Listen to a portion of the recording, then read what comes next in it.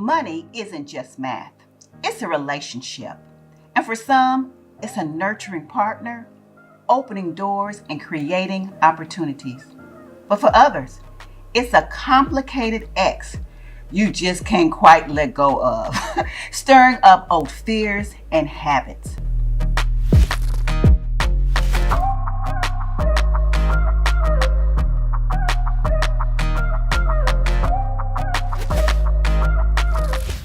Hello and welcome to the Main Health Show. My name is Stephanie Anderson and I am your host.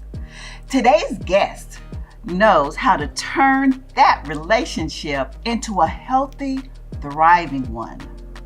She's lived the transformation they now help others achieve. She is none other than Janeil Pierre, the creator of the Confident Money Method. But first, allow me to share a little about her. Janeil Pierre is a financial confidence expert, best-selling author, powerhouse speaker, and creator of the Confident Money Method, dedicated to helping entrepreneurs optimize revenue, increase profits, and build lasting wealth. A retired United States Army Sergeant, first class, Janeil combines business optimization strategies with deep transformational coaching, guiding business owners to align their money with their vision and achieve financial freedom with unshakable confidence. Her journey from struggling to make ends meet to achieving financial empowerment was shaped by resilience, discipline, and self-discovery. Though a traumatic brain and spinal injury forced her into early retirement, she transformed adversity into purpose, becoming a beacon of financial and personal transformation. As an executive producer of the Broadway production, When My Soul Speaks, Janeil continues to break barriers, proving that no matter where you start, you have the power to create a life of abundance, wealth, and purpose. Welcome, Janeil, to the Main Health Show. How are you? I'm doing great. Thank you for having me. It was my pleasure, and thank you for accepting the invitation. Absolutely. I was thinking back, recently we had that opportunity to meet. Yeah. And of all places, both of us living in San Antonio, Texas, had to meet in California. Okay. But when I learned about what it is you do and I got an opportunity to visit with you, I said, definitely, I want to invite her. So thank you so much for accepting the Thank you for invitation. inviting me. It means the world. And yes, the world is so small when you think about it. We live right next to each other, but we met halfway across the country. Yes. I think God has a sense of humor. I think so When too. He wants a divine connection, I think he'll make it happen any way He deems appropriate. Appropriate. So, but I'm glad for the connection. Me too. Okay, so I want to be able to share what it is you do. We have a small amount of time, so let's go ahead with. Let's jump into it. So, from an air mattress to producing a Broadway show is quite the journey. What was the turning point where you knew you had to change your relationship with money and your mindset forever? It was a moment when I felt all cried out. That was the moment I knew something had to change and I had to be the one to change it. Mm-hmm. Because then I didn't know what I know now. Mm-hmm. So I'll speak from now and reference then. Okay.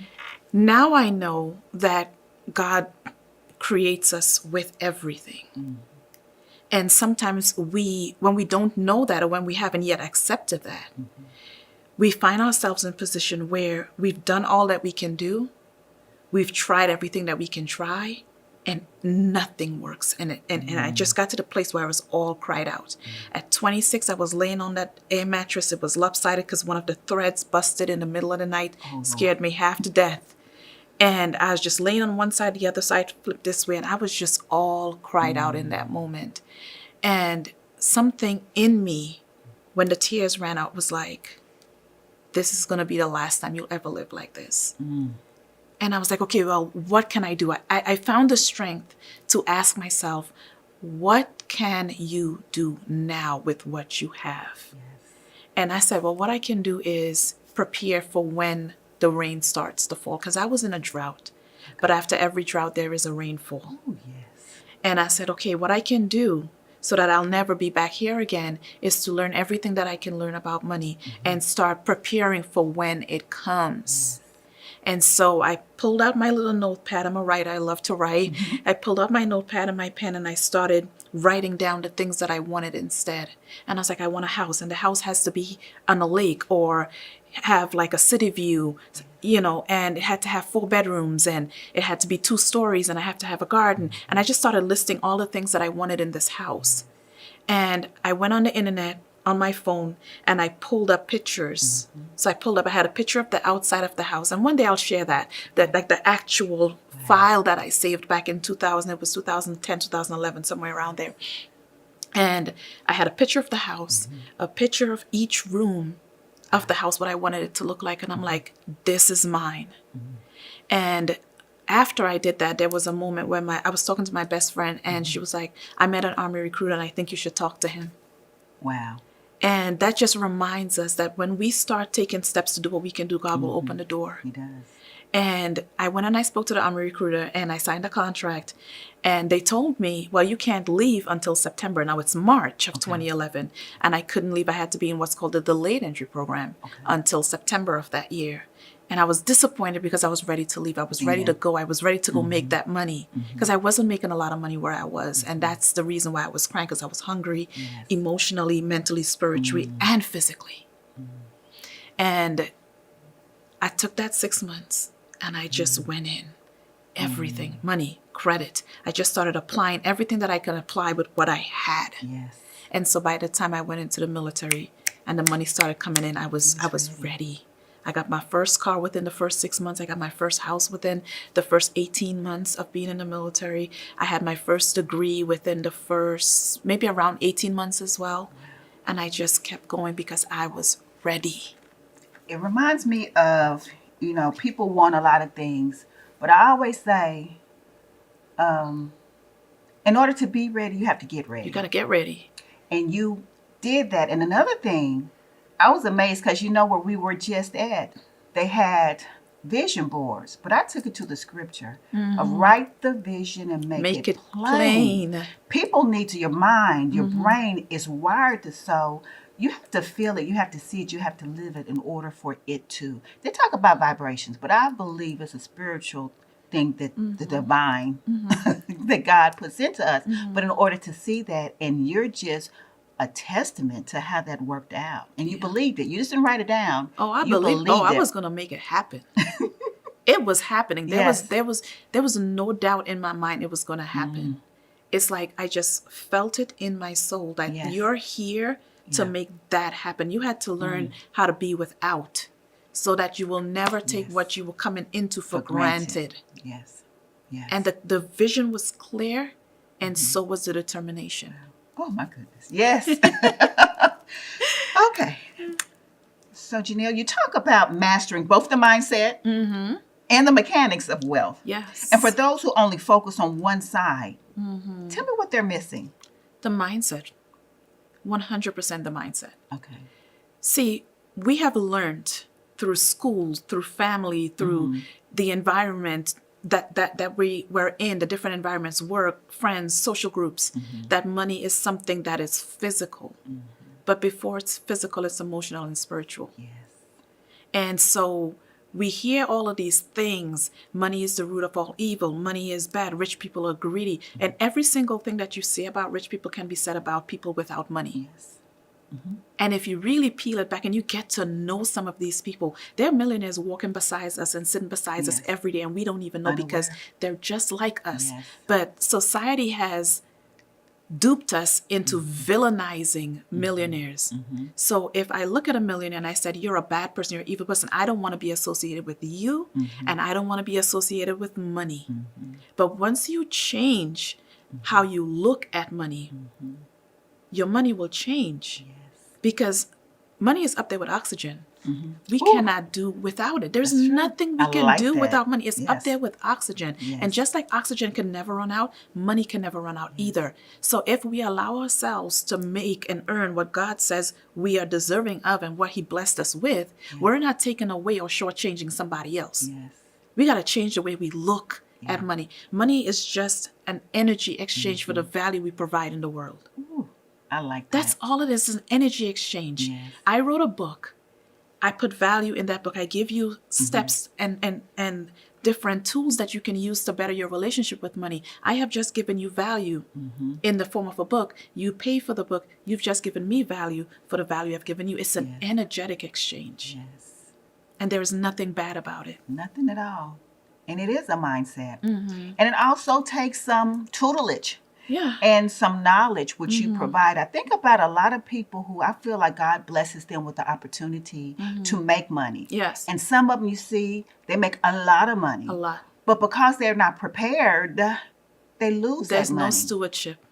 They lose it because they were not prepared how to be a good steward with that money. Yes. And so, you know, I think it's something funny too that I feel like sometimes when you mention that, when the word says we entertain angels unaware, there are people who are walking around us that have gobs of money, but they're used to it, they're content with it, and they have nothing to prove. There's nothing and to they prove. look so common. Then you see people who flexing and stuff and look a certain way. And so it's all about, like you said, a mindset. Yeah. But you do a great job in coaching people. So I want to talk about your confident money method. Oh, yeah. Because you talk about that book, and we want people to read that book. Oh, yeah. Your confident money method has helped clients release fear, pay off debt, and create generational wealth. And that's the word, generational wealth. Yes. Can you share a real world example of a transformation that still inspires you? Oh, yes. I have so many transformations because that's where my heart is. Yes. My heart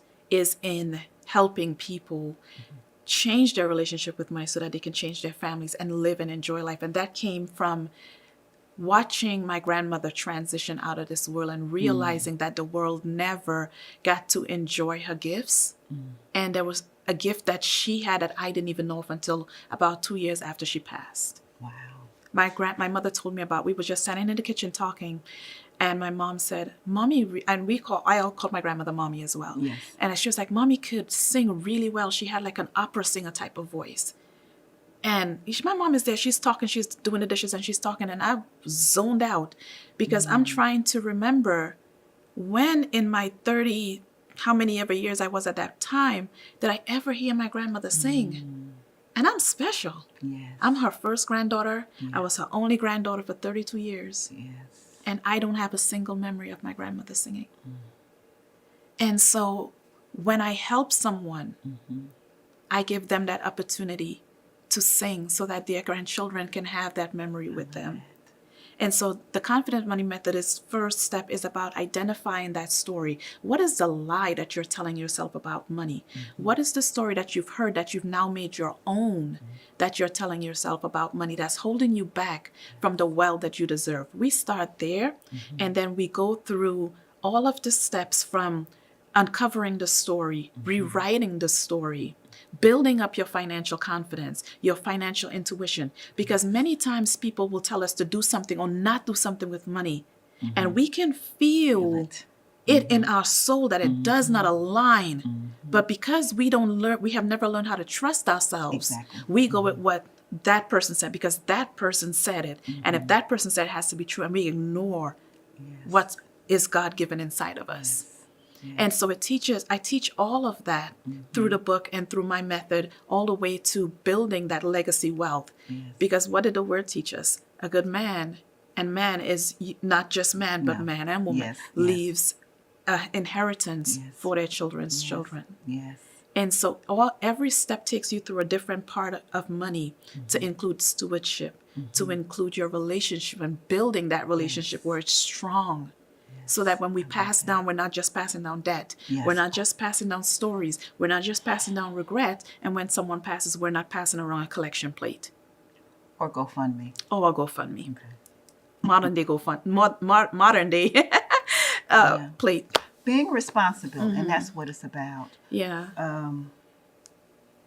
Hearing people talk about generational worth, and it hurts me when I hear that adult people are putting utilities in their children's names because they've messed up their credit, and then it's another generation because the irresponsibility. So yes, you are so correct.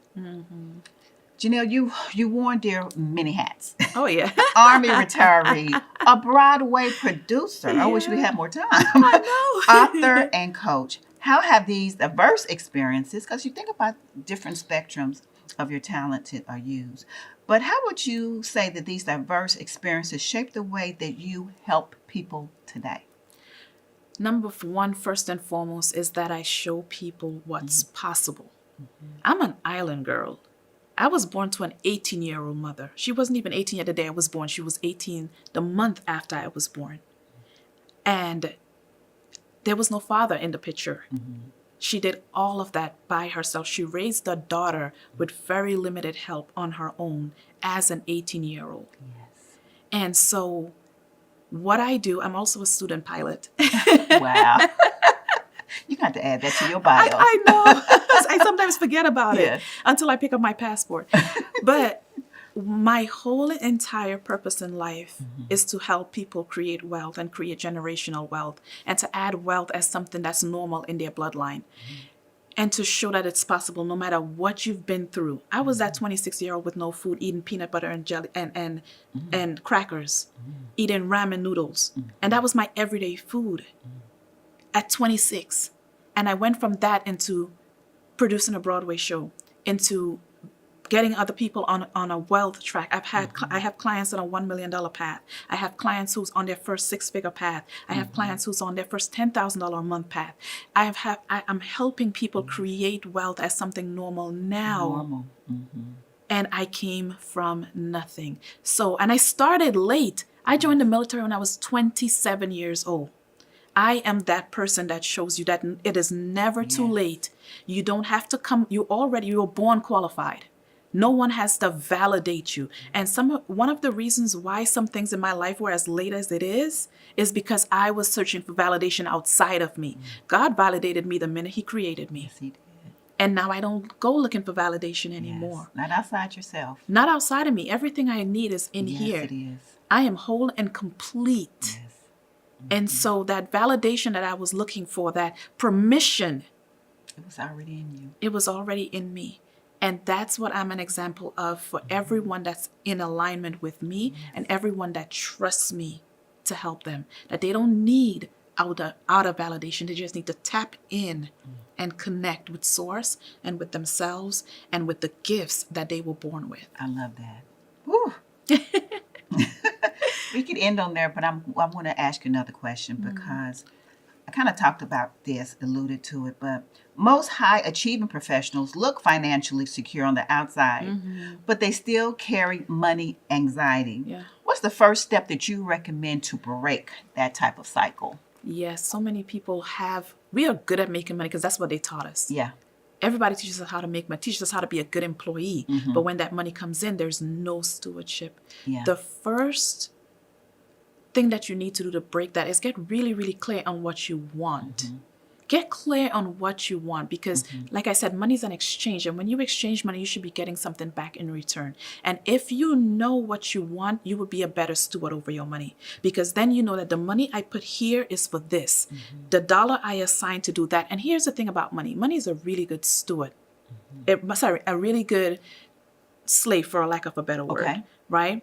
Money is very obedient. Let me say it that way. Money is very It obedient. works the way you make it work. Exactly. Whatever you tell money to do. Yes, it does. Whatever you tell money to do, it is going to do. And when you don't get in the habit of telling your money what to do, everybody else out there is going to tell you what your money should be doing and they'll suck it and siphon it out of your pockets and out of your hands. And you're going to be standing there, what happened? Yes. I just got paid. Now I have no money because you did not assign your money a job. Yes. Right? So the first thing you got to do is get clear on what you want. Yes. If you want a house, this money is for my down payment. Yes. If you want a car, this money, and get into the habit of delayed gratification. You can have whatever. I am not a financial coach that tells you you can't do your nails yourself, do your hair yourself, don't have coffee. I'm not that one. If you want somebody to put you on a restrictive budget that's not going to work, I am not that person. Yes. I'm the person that's going to teach you that you can have anything you want, but you got to know that you can't have it right now. Discipline. If it takes a year to get the money, put it aside, then that's what we're going to do. But we're not going to go into debt to get something that we can pay for in cash. Yes. So the first thing is get clear on what you want and start getting in the habit of telling your money what you want it to do, because you can and should have anything you desire. I love that. Clarity, discipline, mindset. I love the fact that that's why a lot of people shy away from financial advisors or coaches or people to help them, because money sometimes feels so taboo. Yeah. But money is just what you assign it to be. Whatever you assign And it so to that be. is so powerful. You know, we're running out of time. And I know that someone hearing all the great things that you're saying is going to want to connect with you. Can you provide just how they can do that, please? Yes, I am at Janeil Pierre everywhere. You made it easy. I made it really, really easy. And it's Neil, like Neil Armstrong. You know, everyone says Janelle, but it's Janeil. And Janeil Pierre on Instagram, Facebook, LinkedIn, TikTok, Janeil. Awesome. Well, Janeil, I want to say thank you again. Thank you. I'm glad we're in such close proximity. I know. But thank you. I'm thankful for the fact that we just, maybe a couple of months ago, had the opportunity to meet each other, and the fact that you're doing such a great job and you have a fascinating story. Thank you. And thank you again for just coming today. Thank you for having me, Stephanie. You're welcome. That is going to be all for today's episode of The Main Health Show. Until next time, take care and be blessed. Bye-bye.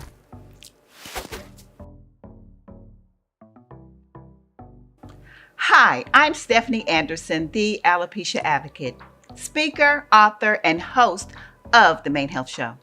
If you're living with alopecia, struggling with self-image, or simply yearning to feel seen, heard, and whole again, I wrote this book just for you. My newest book, 52-Week Daily Devotionals and Alopecia Affirmations, Cultivate Empowerment and Self-Love Every Day of the Year, is a transformational guide to help you reclaim your confidence, restore your faith, and rediscover your beauty inside and out. Each day delivers a heartfelt devotional rooted in spiritual truth, paired with a daily affirmation designed to uplift your spirit, challenge negative beliefs, and replace them with radical love for you. This isn't just a book. It's a healing companion, a daily practice, a declaration that you matter. Your reflection matters. Your journey matters.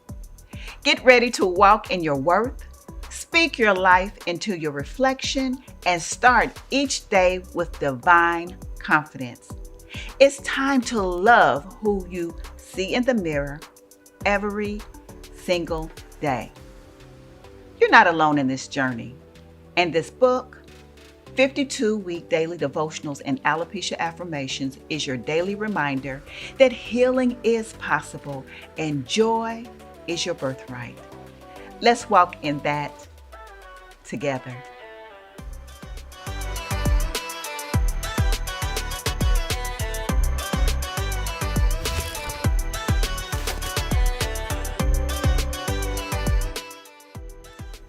And welcome back to this segment of the Main Health Show. We're doing something new and different. We are taking times, because this platform, The Main Health, and my being the alopecia advocate, to bring some awareness to alopecia. So our guests have really been much gracious in allowing us to ask them questions and what they perceive about alopecia. So, Ms. Janeil. Hi. Hello again. I want to ask you about encouraging conversations. Yeah.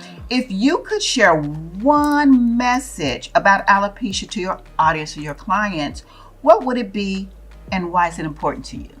If it's one thing I can share, is confidence does not need a mask. You are confident. Your confidence comes from within.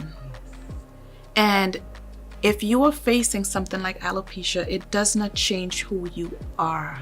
It's just a phase in your life that you're facing. It's just, and when I say just, I don't mean to minimize the impact that it has on you. But what I'm saying is, you don't allow it to change you on the inside just because what you look like has changed on the outside. When you are confident, period. And you can be confident while facing something that another person isn't facing. Don't allow it to change you. You are whole, you are complete, you are still beautiful, even though you're facing a challenge. And if you look at it from that perspective and you hunt the good stuff, like we used to say in the military, then that confidence will be able to shine, and you'll be able to do all the things that you want to do still in the face of. Be you, be beautiful, be bold, be audacious. It's a phase, and watch how God will use that to bless you and to help you bless other people. It's similar to my money story. I was so ashamed of it.